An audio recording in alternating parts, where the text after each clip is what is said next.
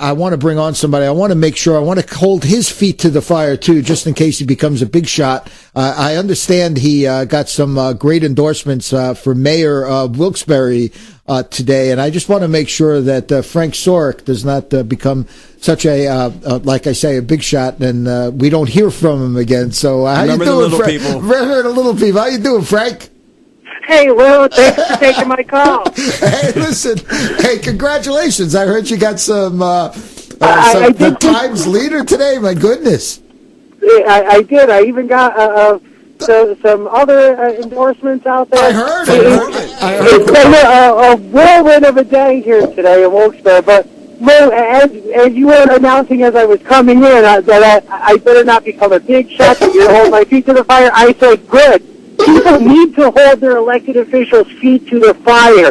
And I don't care who they're holding to the fire, whether it's me, whether it's Mayor Tom Layton, or who it is. You need to ask the questions, and you need to demand the answers of your elected officials. And trust me, I will never, ever, ever think that I'm a big shot or above the taxpayers, anything like that. Right. I am a regular person. I will always be that regular person, because at the end of the day, that's who I'm fighting for. The same people who fight for me, those are the people I'm fighting for tomorrow.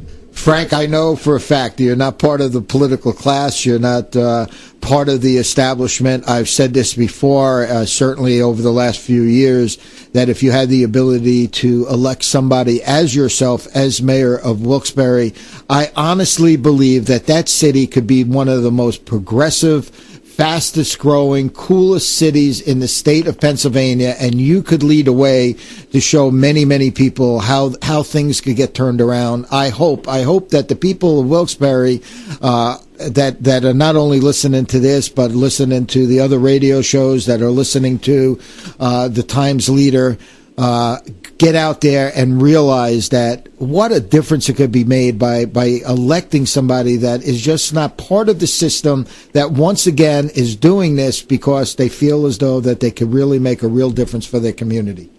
And that's what it's about. You know, it's, at least for me, I'm not part of the politically connected. I'm not a polished politician. I keep saying the Times leader said today that I have potential, they said. And you have potential, okay. You have potential to be an absolute unbelievable leader. I know where your heart is. I know what it's all about. We've had some other individuals running for office in studio here lately. And I got to tell you, I really do gravitate to those individuals that are doing it, that really want to make a difference in their community. And I know, Frank, you've been fighting this forever. Yeah. Forever, Lou. Yeah.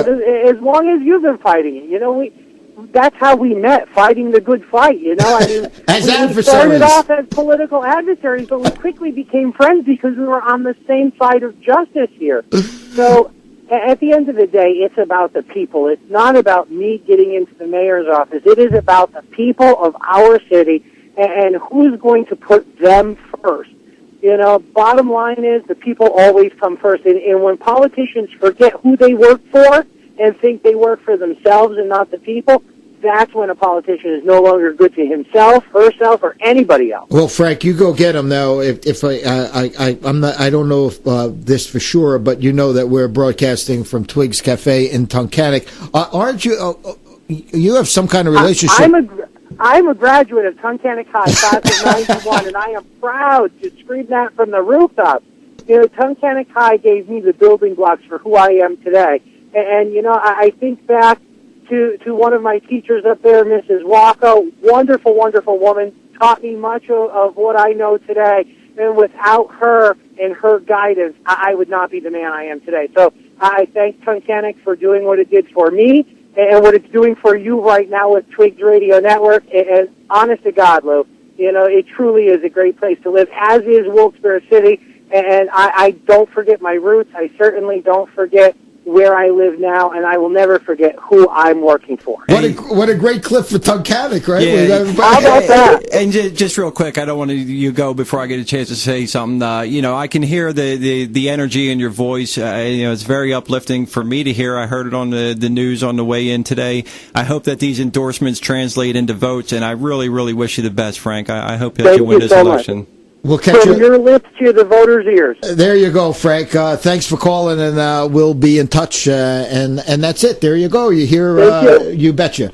So, so there you go. As we end Sanity Check for this week, there, Andy, we're hearing from a hometown Tunkhannock guy that just might make well and be the new mayor of Wilkes-Barre. So until next week, this will wrap up Sanity Check, and we're coming back with Just to Serve with Andy Ostrowski.